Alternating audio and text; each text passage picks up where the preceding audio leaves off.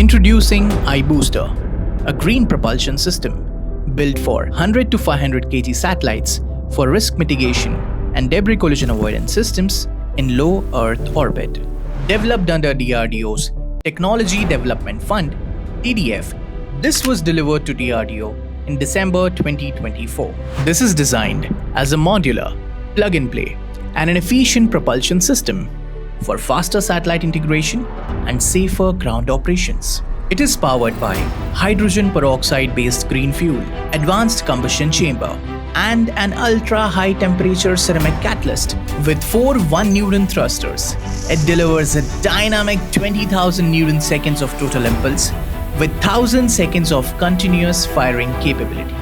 Credible, cost-effective, customizable, this propulsion system is here to redefine the future of agile yet reliable space maneuverability.